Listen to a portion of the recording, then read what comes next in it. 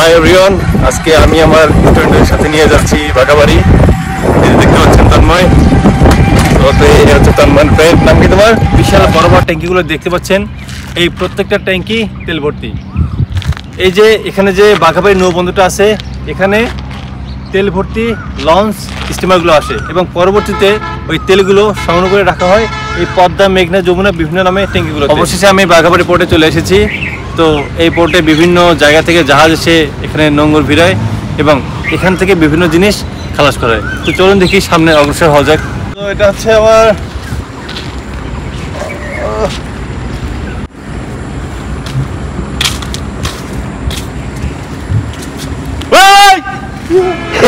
আমার হাতে যে কালো কালো জিনিসগুলো দেখতে পাচ্ছেন, এগুলো হচ্ছে একটা কয়লা।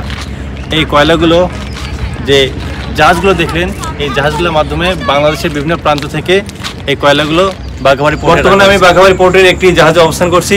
তো আমার খুব ইচ্ছা হচ্ছে যে আমি জাহাজের যে সর্বোচ্চ যে উঁচু জায়গাটা, ওই জায়গায় উঠে আমি পুরো ভিউটা দেখবো। তো আসুন, আমার সাথে আসুন এবং জাহাজে কি কি আছে আমি আপনাদের দেখাবো।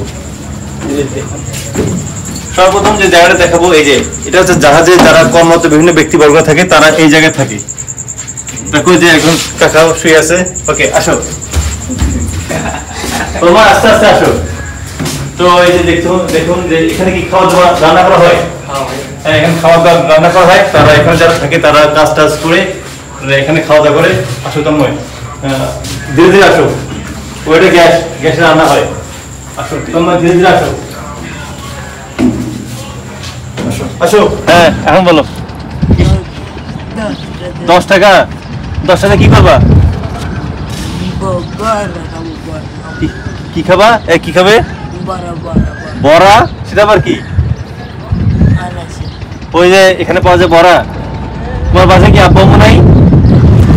এই যে ভেতরে যে জায়গাটা দেখতে পাচ্ছেন, যারা মেইন একাডেমিতে পড়াশোনা করে এবং বিশেষ করে যারা নটিক্যালে পড়ে, তাদের যারা বড় বড় অফিসার হয়, তারা এই জায়গায় থাকে। অর্থাৎ এই জাহাজকে যে কন্ট্রোল করে বা জাহাজকে চালনা করে, বা আমরা যাকে বলি যে জাহাজের কন্ট্রোলার বা ড্রাইভার বলা চলে, সে এই জায়গায় অবস্থান করে।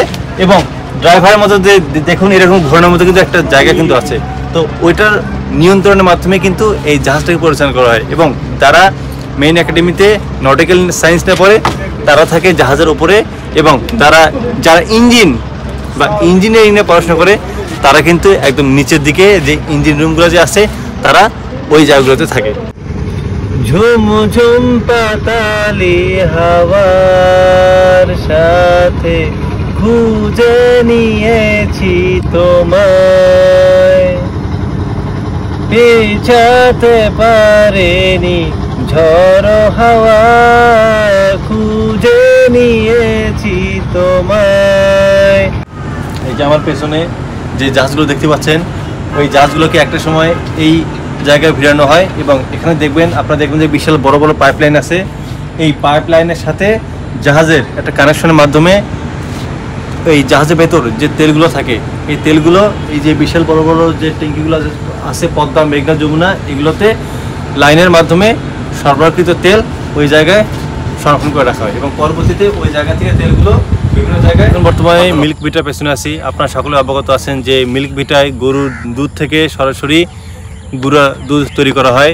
আর এই যে বিশাল বড় মাঠটা দেখতে পাচ্ছেন, এই মাঠে বিভিন্ন গরু, ছাগল আপনারা দেখতে পাচ্ছেন ছড়িয়ে ছিটিয়ে ঘাস খাচ্ছে। তো এখানকার স্থানীয় মানুষেরা তাদের গরু, ছাগল।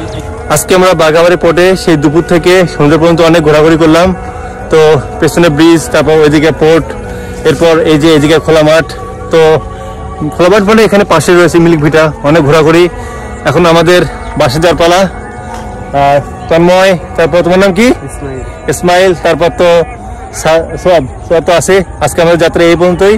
তোমাদের সবাইকে ধন্যবাদ। ইনশাল্লাহ আমরা সামনেবার আরো নতুন কোনো জায়গা দেবো। ওকে।